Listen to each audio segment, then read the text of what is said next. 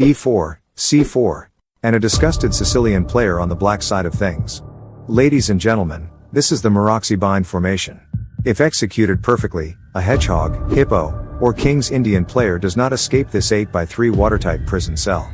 Yes, and with these 3 cold-blooded games, a dash of dark humor, and this melodious human voice, I hope to leave you with a nasty weapon for life, against some of the most annoying openings in chess. And only after offending you deeply, will I beg you for likes, subs, and money. The English opening triggers the king's Indian defense, so that after takes, we are firmly in the dragon Sicilian. Transposition. That's the fancy chess word for it. It's the same way a calm question about the position of the toilet seat naturally changes into a calm conversation about who pays the rent. As you shift from a flying armbar into a stiff go-go plata to restore marital satisfaction. A double transposition, if you may. We get knight f6, and the Maroczy Bind is already on the board. And to make matters worse, on the white pieces is the legendary engineer, 6th world champion Mikhail Botvinnik. He was special. Special, like knowing exactly which underwear you will wear on Wednesday, 3 weeks from now special. So naturally, his playing style was the slow and positional type of torture. And this game might just be his masterpiece. Except, his opponent. Try as I might, I couldn't find anything on him. So we might as well call him, female accountability. I'm joking. Jesus, I'm joking. His name is William Lombardy, and that's all the internet has on him. But what is the idea behind the Maroczy Bind, exactly? Well, the central pawns on c4 and e4 ensure that black's typical breaks, b5, d5, or f5, are absolutely strangled. This is where the money is in this formation. Black is utterly cramped. d6, white castles, and black, locked in his 3-rank cage, plays bishop d7, a developing move. Well, let's be honest, he just moved his bishop 1 square. But as you shall soon see, the bind gets much nastier than this. The queen goes to d2. And as principle dictates, if you're cramped, your best bet is to trade pieces. William is showing excellent adherence to rules and principles, so immediately I know, he could not have been South African. Queen a5 connects black's rooks and develops his final piece. We are now firmly in the middle game. But after these 2 rook moves, the position is already ripe for tactics. What did white play? Pause the video and see if you can find anything interesting. If you're looking at the move knight d5, exposing black's queen, you might also be thinking that after the queen takes, you'll play the intermediate knight takes e7 check, forking the king and rook. But wait. After king f8, you can only play 1 move at a time. There's no time to capture both the queen on d2, and the rook on c8. That tactical alertness is one of the most important skills, but calculation shall forever be your North Star. But Botvinnik saw something different. The theme of this video is psychological torture. The idea was not knight d5 immediately, but first bishop takes f6, so that after the recapture, now we get knight d5. A subtle, yet brutal difference. After queen takes d2, white has the intermediate check, knight takes f6. If black recaptures with the pawn, white takes the queen with the rook, and black has a gaping weakness on d6. Is it really that bad? Well, let's just say for Mikhail Botvinnik, some alone time, and a dirty magazine filled with these types of positions would make for a very stimulating afternoon. But strong players don't fold that easily. After king g7, we get knight h5 check by Botvinnik, guaranteeing a structural breakdown of black's kingside pawns. The pawn on g6 must take. And rightfully so, a weakness on the flank, in this case, is better than a weakness at the center. Again, rules, principles. But let us be inclusive of all nations and quickly move on. The position is equal, but with an asterisk on black's kingside, and this is where the torture begins. At the higher levels of chess, games like this are what they call beautiful. Rigid apes like you and I are naturally attracted to tactics, combinations, a rook sacrifice. But the slow, steady squeezing from a position that is somewhat equal is the psychopathy that higher level players are attracted to. f6 is on the board, discouraging any annoying pushes that exploit the x-ray on the bishop. In response, b3 solidifies the c4 pawn, and then rook c5. Black is now creating a blockade on the 5th rank, leaving it up to white to break through. An excellent plan. A few moves are played, but one question grows ever so louder. What is the path towards victory here? Well, you have the weakness on h5 and h7. The idea is now to find a way to make use of that weakness, because that is where your win is going to come from. Rook e1, and after bishop e8, adding a second piece protecting the h5 pawn, we get bishop f1. These are what I like to refer to as GM moves. Whenever a piece retreats back to its original square, for a reason above our understanding, it's that GM excellence on display. And if you see it in a 500 rated game? Brilliant. That's the touch of a maestro. King f2 follows bishop f7, because whenever it is safe, it's always a great idea to bring your king to the center. But black's weakness is where white's win will come from. So after a6 we get rook e3. Destination? The h-file. Rook a5. Even now, in what is arguably already an endgame, black is still in a tight bind. He tries to get some counterplay on the queen side, but a4 does a brilliant job. As per the original idea behind the Maroczy Bind, you do not let your opponent liquidate, and then show you his tactical brilliance in an open position. No, this is torture, not an exhibition. The rook goes back to c5, the bishop to e2, and after a few rook maneuvers, we get this position. Now, the target pawn on h5 is starting to feel the pressure, but since it has decent protection, black decides to play a waiting move. How would you proceed in this position? What is the move you would play to isolate this pawn? Yes, f5. This is the beauty of positional chess. Because instead of giving your opponent a quick death, is it not better to tie him up, shave off all of his body hair, and then You know what, let's not go there. This is a sponsored video. But rook b6 is a clever move by black. Because, should white decide to capture on h5 with the bishop, bishop takes, then after rook takes, the pawn on b3 drops. But not only that, the pawn on c4, a4, and e4 shall soon follow. I'm a huge fan of positional chess, but this is my weakness. I miss one silly tactic, and it all goes to Zimbabwe. But this is a world champion level game. Rook d3. And now, surely, the h5 pawn will be captured. Black gives in with rook b4, preparing the break b5, the only thing he has left to play for in this position. Takes, the bishop retreats to avoid more trades, and now the break b5 is truly about to be played. But this is where that grandmaster level tactical sharpness comes into play. Rook h4, and believe it or not, in this position, black does not have time to execute his b5 plan. Why? Because Botvinnik simply doubles the rooks on the g-file. How do you save your bishop? Well, okay genius. Now how do you save your king from checkmate? Yeah. Rook h4 is a nasty way to prevent the break b5. It is move 31, and black folds and plays e6. Your opponents will crack much earlier than this. Takes, and now all white has to do is mop up all these weak pawns in black's position. But first, the bishop goes back to d1. You make sure your opponent has absolutely zero counterplay. Bishop g8 protecting h7, is met with rook takes d6. The king goes to e7, and we are now watching a level of conversion that only grandmasters have access to. A few high-level rook maneuvers. And then bishop g4 hitting the rook, but also, x-raying the d7 square for a nasty check by the rook.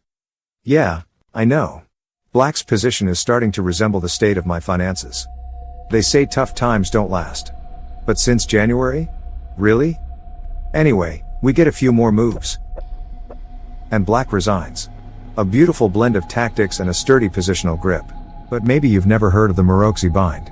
That's how you know chess is a game of tremendous depth, and whatever opening issues you're facing, I guarantee there's a simple, reliable opening out there that can solve your problems in an instant. That's why you should check out our sponsor, chessreps.com. Not only can you explore all sorts of openings to find one that truly speaks to your soul, but they've created a smart, Duolingo-like method to trick your brain into learning the lines in a fun, gamified way. Let's be honest, if you're subscribed here, you might be struggling in the IQ department. Don't worry, they have time trials and drill mode to hammer those ideas past even the thickest skull. Use my personalized link below, you'll get better at openings, and I'll get a few bucks. But if I've already offended you enough, feel free to type it in, word for word, and then reveal yourself in the comments, so I'll know the source of my lower back pain. Chessreps.com, click the link below, and give your opening repertoire some much needed love and attention. But we absolutely have to see how 2000 rated players handle this type of torture, and then finally, sticking to our tradition, we'll seal it in with the super GMs below 1000 elo. A normal king's Indian position is on the board. But on move 6, black decides to break with c5. Castles, captures, and after knight c6, black is firmly entrenched in the Maroczy Bind. This is an anti-Sicilian weapon that you can unleash in all types of setups: the symmetrical English, the King's Indian, the Benoni. If you know the basic ideas, you can steer a lot of games into a Maroczy Bind formation. It might not be theoretically best in every line, but at our level? Being punished for having the wrong theoretical plan? Rare. You're more likely to come across a trash-talking North Korean on chess.com. White plays bishop e3 protecting the knight. Black continues with bishop d7 and after queen d2, this is starting to look a lot like the setup from the Botvinnik game. But these are two 2100s on Lichess, Tango Mike, and on the black pieces, Dr. Fu, who on this channel, I will not tolerate any assumptions about his race. Takes, bishop takes, and the bishop on c6 hits the e4 pawn and adds more control to the d5 square, hinting at a potential e6 and then a d5 break in the future. Black knows that being stuck on the last 3 ranks is not an ideal plan for the rest of the game. But white plays f3, solidifying that e4 pawn. Already you're seeing the middle game ideas at play. After knight d7, black offers to trade bishops to free up some space in his camp. But white simply retreats with bishop e3. Its job on d4 is finally done. White is essentially saying, if you want to trade your key King's Indian bishop for a knight, be my guest. Queen c7 is met with b4. This is the beauty of the Maroczy Bind. Not many opponents, even above the 2000 level, are comfortable with the black pieces. Cramped and without immediate attacking ideas, is not how most players want their games to go. But the move b4, aiming to prevent the jump b5, is a double-edged sword. It can give black an opportunity to break free, especially after a5. Yes, you're probably screaming the move b5 to your screen. But what about bishop takes c3? And after queen takes then bishop takes b5. Did you see that? Yeah, positional chess is the ultimate show of sophistication. But you can never quite escape the dirty tactics, unfortunately. It's like being blessed with a brilliant mind. You can never quite escape the pull of dark humor.